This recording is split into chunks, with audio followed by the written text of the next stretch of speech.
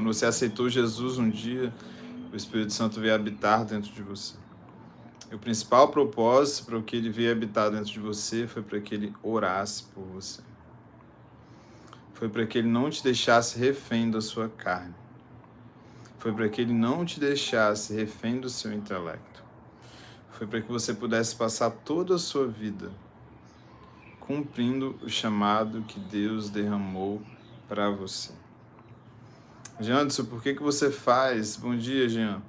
Janderson, por que você faz o que você faz? É porque é o meu chamado. Eu só estou aqui pregando para você porque é o meu chamado. Eu tenho um chamado de ensino para o corpo de Cristo, né? E por isso que eu tenho uma sede pela palavra de Deus muito grande. Eu sempre estou lendo a Bíblia, todos os dias, toda hora praticamente. A Bíblia está aberta no meu celular, a Bíblia está aberta no meu Kindle. Eu estou ouvindo a Bíblia, eu estou lendo a Bíblia. Por quê?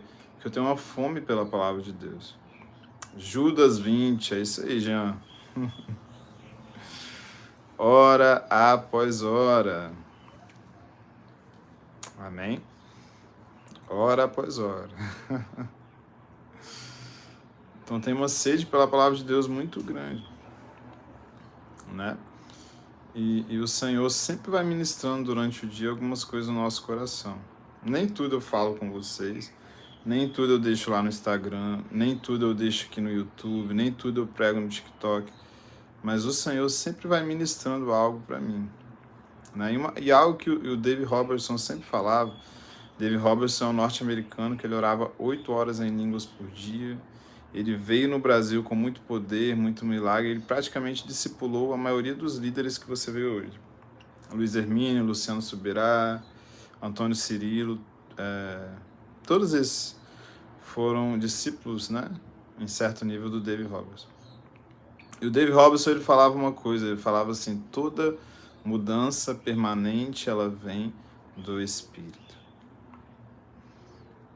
Toda mudança permanente, ela vem do Espírito. É por isso que você, ao ser batizado no Espírito Santo, o Senhor te dá uma língua, uma linguagem espiritual para você orar. Por quê? Para o seu espírito ser edificado, né? É o versículo que Jean colocou aí. Vós, porém, amados, edificando-vos na vossa fé santíssima, orando no Espírito Santo, né? Edificando-vos aonde? Na fé santíssima. A fé santíssima fala de um lugar no seu espírito. No Antigo Testamento tinha um átrio, o santo lugar, e o lugar santíssimo, que era o santo dos santos. O átrio representa o nosso corpo. O santo lugar representa a nossa alma, nossas emoções, nossa mente. E o santíssimo lugar representa o nosso espírito. E é de lá que toda mudança permanente vem. Então, se você quer ser mudado por Deus, você precisa de um espírito diferente. Né? O que a Bíblia diz sobre Caleb e Josué? Que neles havia um outro espírito. Por que eles não agiram de acordo com os outros israelitas? Porque eles tinham um outro espírito. E o que falta muitas vezes para nós é esse outro espírito. É um espírito nascido de novo. É um espírito diferenciado. Você lembra de Eliseu? O que ele falou para Elias? Eliseu perseguiu Elias ali.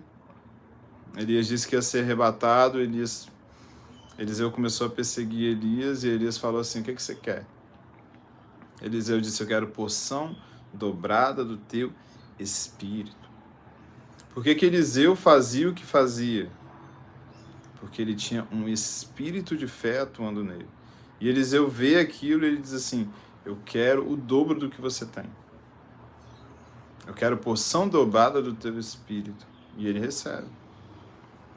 Então, tudo que acontece na nossa vida, irmãos, tudo que nós vamos fazer em Deus, toda a nossa prosperidade, a nossa cura, todo a nossa revelação, toda a nossa paz, tudo na nossa vida vem do Espírito. Por isso que você nasceu de novo. Por isso que Jesus te deu um novo Espírito. Esse é o maior milagre que você tem, que aconteceu na sua vida.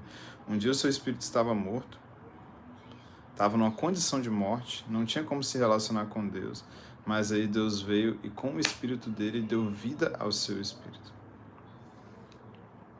A Bíblia diz em Efésios, nós estávamos mortos, mas ele veio e nos deu vida. Nós não conseguimos obedecer a Deus, mas ele veio e nos deu vida juntamente com Cristo. Então hoje nós estamos vivos com Cristo. Assentados em lugares celestiais em Cristo Jesus. Aline Barros, bom dia. E hoje você tem a vida de Deus. Amém? Então, quando Deus quer te prosperar, Ele te dá um espírito que prospera. Quando Deus quer que você faça algo para Ele, quando Deus quer que você profetize, Ele te dá um espírito de profecia.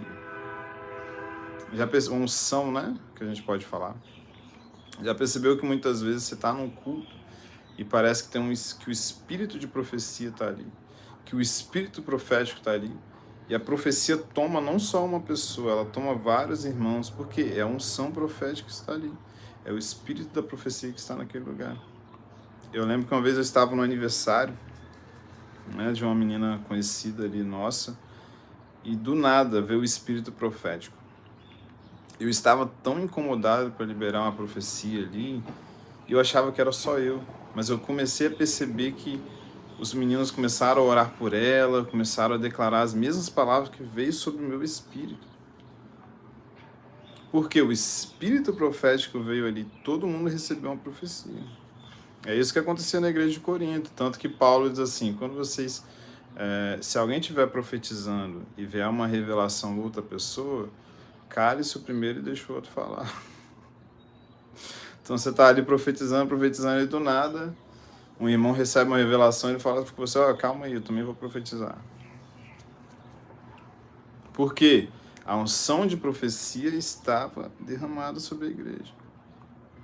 Lembra de Josué? Moisés, a Bíblia diz que o Senhor disse que ia repartir o espírito que estava sobre ele com outros líderes. E Josué estava ali no meio deles, e ali a unção de Deus desceu sobre eles. E a Bíblia diz que lá no arraial, longe, um desses líderes não tinha ido. A unção veio sobre ele estava lá no arraial profetizando. E o que Josué fala? Olha, tem alguém lá no arraial profetizando que não está aqui no nosso meio. E Moisés assim, diz assim, você tem ciúmes por mim? Quem dera que todo Israel fosse profeta. Então o Espírito veio sobre ele lá no arraial e ele profetizou. Então se você quer uma unção de Deus, se você quer algo de Deus na sua vida, você precisa buscar primeiramente no Espírito. Qual é o nosso erro? A gente busca muito conhecimento intelectual. A gente busca muito de forma natural as coisas. Mas primeiro a mudança precisa acontecer no seu espírito.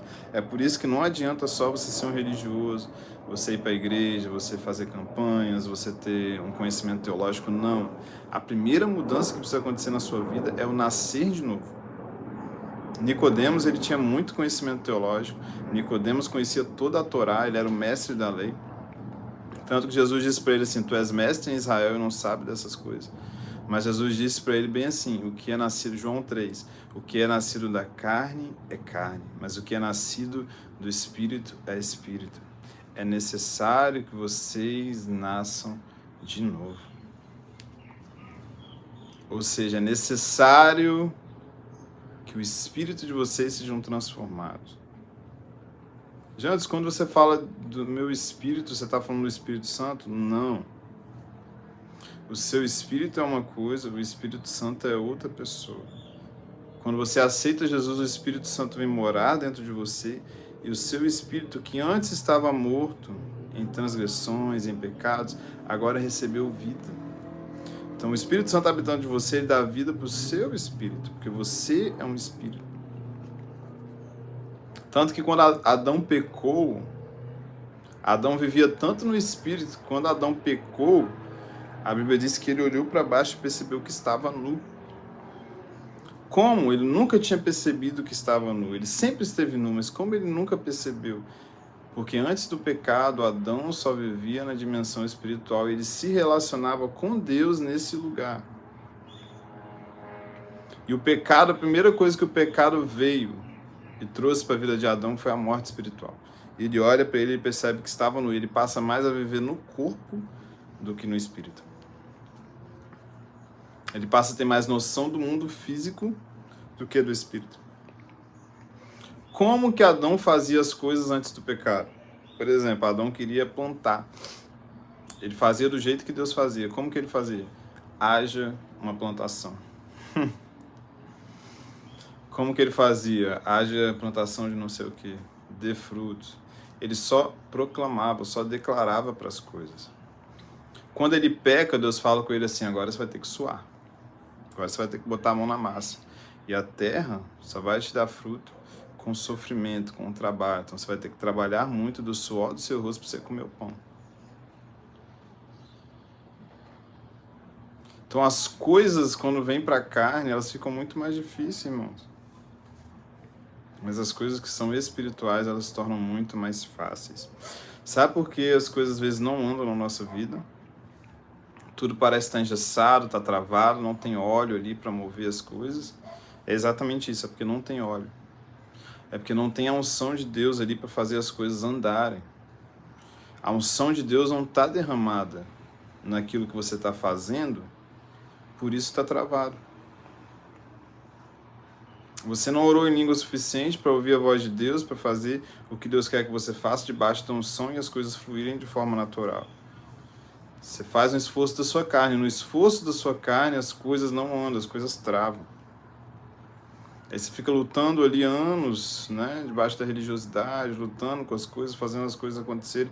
E não vai acontecer, porque não acontece do jeito que você quer. E se acontecer, não vai te trazer paz, vai trazer soberba, vai trazer glória humana, mas não vai ter a glória de Deus. Tá entendendo? Por que que é tão importante nós irmos andar com Deus no Espírito? Jesus disse para a mulher samaritana, olha, o Pai procura adoradores que o adorem no Espírito. Vamos sair da carne um pouquinho, você está falando sobre o Monte Gerizim, se é lá que se deve adorar. Você está falando sobre Jerusalém, se é lá que os judeus realmente devem adorar.